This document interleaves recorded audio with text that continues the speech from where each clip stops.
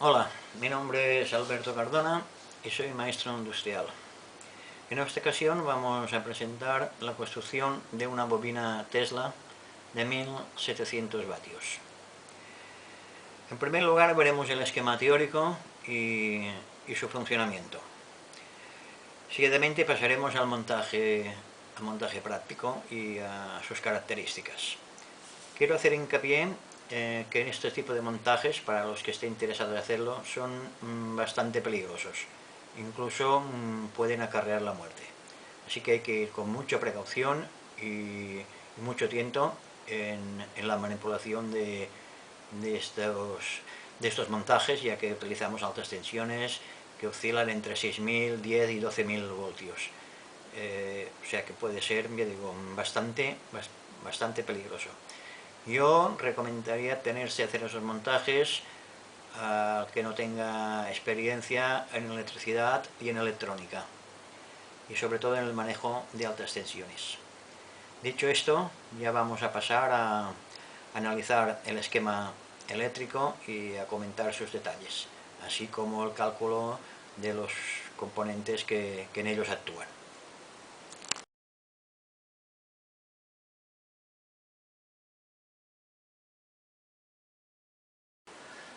Vamos a analizar el esquema teórico de la bobina Tesla.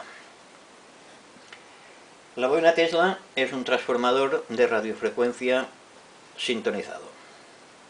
Podemos decir que la bobina está compuesta de tres partes: la alimentación, el primer circuito resonante y el segundo circuito resonante.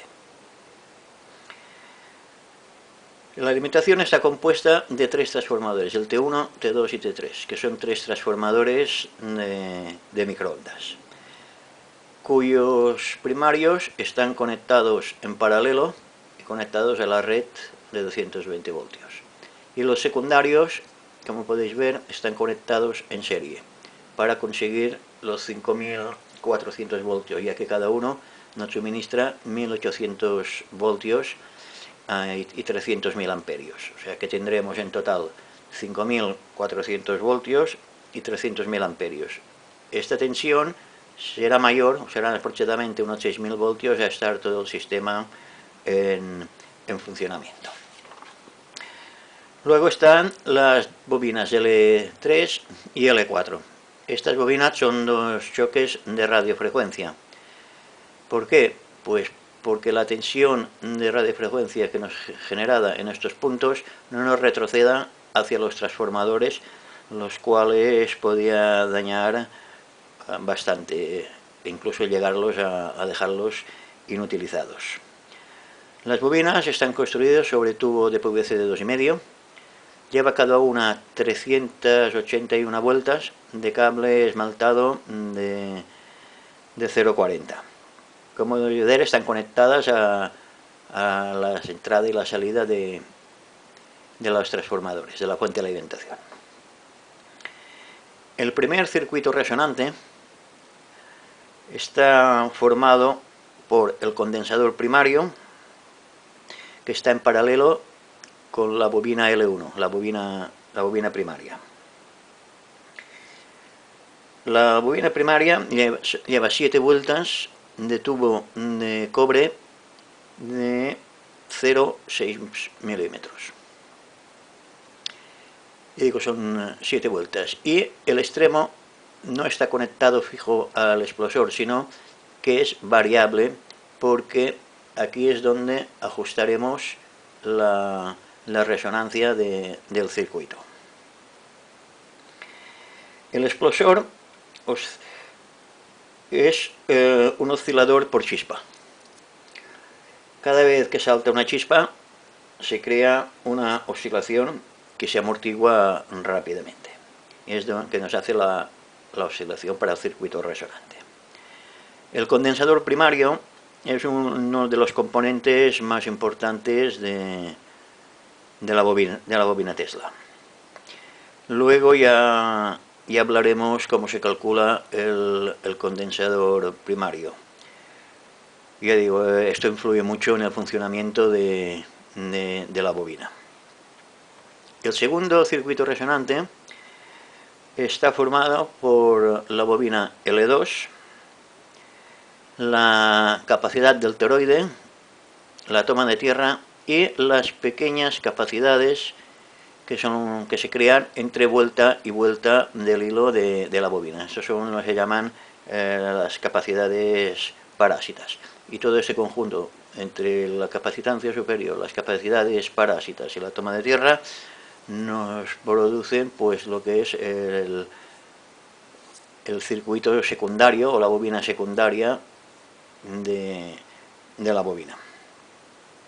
Estas dos bobinas, para que funcione bien, tienen que estar en resonancia.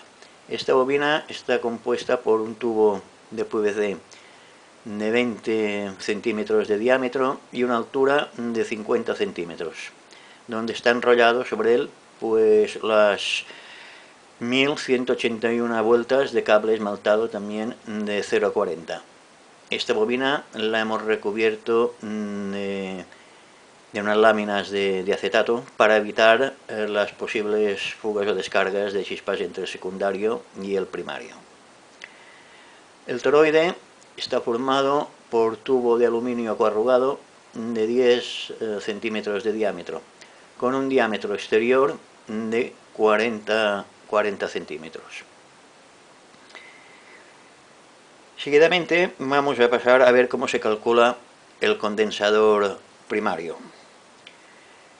Y esto es todo en cuanto al circuito de la bobina Tesla, que nos va a sacar unos 1700 vatios más o menos. Ahora ya pasaremos seguidamente a ver cómo calculamos el condensador primario, que insisto que es muy importante.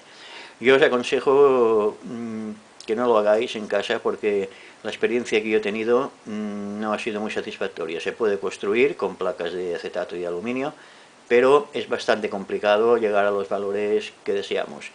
Y bueno, a mí particularmente la primera prueba que hice pues se me perforó. O sea que os aconsejo que uséis condensadores comerciales. Y esto es todo en cuanto al esquema. Pues vamos a pasar a calcular el condensador primario.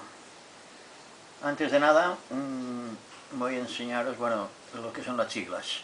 E, los voltios, la I, los amperios, la frecuencia de la red, que en España son 50 hercios, pi, que es la constante 3,14, y el signo de los ohmios. La Z es la impedancia y la C la capacidad. Para calcular el condensador primario, lo primero que necesitamos saber es la impedancia de la fuente de alimentación. ¿Cómo se calcula? Pues dividiendo el voltaje por la intensidad, que son 6000 voltios, dividido por 0,300 amperios. Y nos da 20.000 ohmios, 20 kiloohmios. La fórmula para calcular la impedancia del condensador es XC, que sería igual a 1 dividido por 2 por pi por la frecuencia por la capacidad. 2 por pi por F es lo que se llama la velocidad angular. Y es una fórmula, se llama omega. Como C no lo sabemos, despejamos la fórmula matemática y nos resulta que C es igual a 1 dividido por 2 por pi, por 3,14, por 50, que es la frecuencia de la red, por los 20.000 ohmios. Y esto nos da una capacidad de 0,00000159 faradios, que viene a ser lo mismo que 159 nanofaradios. En la construcción del condensador no vamos a utilizar este valor debido a que es un valor que comercialmente no existe o no lo hemos encontrado. Entonces vamos a utilizar otros valores más comerciales. La tensión del condensador se aconseja que sea al menos 2 veces la tensión de alimentación. Y bueno, eso también nos tendremos que basar un poco en los valores comerciales que haya en los en las tiendas del sector de electrónica. Y esto es en cuanto al cálculo del condensador primario. Ahora vamos a ver en la realidad, en la práctica, cómo se construye este condensador. Ahora vamos a pasar a la construcción práctica del condensador primario. Nosotros vamos a construir un condensador primario de 100 nanofaradios, 20.000 voltios. Esto lo hemos hecho porque es los valores que hemos encontrado en los comercios por aquí. Utilizaremos 100 condensadores de 100 nanofaradios y 2.000 voltios. Entonces, ¿qué hemos hecho? Pues hemos conectado 10 condensadores en serie y hemos hecho 10 grupos de 10 condensadores en serie. O sea, tenemos 10 columnas de 10 condensadores en serie. Cada columna nos da un valor de 20.000 voltios, que nos aguantará la tensión de 20.000 voltios, pero la capacidad se reduce. O sea que es 10 dividido por 10, perdón, 100 dividido por 10, nos dan que nos aguanta los 20.000 voltios, pero solo tenemos una capacidad de 10 nanofaradios. ¿Qué hemos hecho? Pues hemos puesto las 10 series o las 10 columnas de condensadores en serie, las hemos conectado en paralelo y nos da un condensador que entre sus extremos tenemos 100 nanofaradios y que nos aguanta 20.000 voltios. Esto ha sido la construcción del condensador. Este condensador está superdimensionado porque, ya digo, aconsejan que sea el doble de la tensión de la alimentación, pero al disponer de esos valores pues no pasa nada si está sobredimensionado en voltaje. Lo que sí que influye mucho es la capacidad, que va directamente relacionado con la bobina primaria. La bobina primaria, o sea, a más capacidad del condensador, la bobina puede ser más pequeña, y menos capacidad del condensador, la bobina primaria tiene que ser más grande. Pero bueno, con estos parámetros creo que estaremos dentro las cifras que más o menos puede ir bien. Dicho esto, solo nos queda, ahora os pondremos unas fotos de un programa que hemos usado, se llama el TelsaMap, que es pues una aplicación para calcular las bobinas y los condensadores. Esto es teórico, a la práctica siempre hay unas pequeñas variaciones, pero bueno, esto nos puede dar una idea de los valores que tendremos que utilizar más o menos para no estar fuera de parámetros. Pues esto es todo en cuanto a la construcción de la bobina, de la parte teórica. Ahora ya pasaremos a la parte práctica. Hasta luego.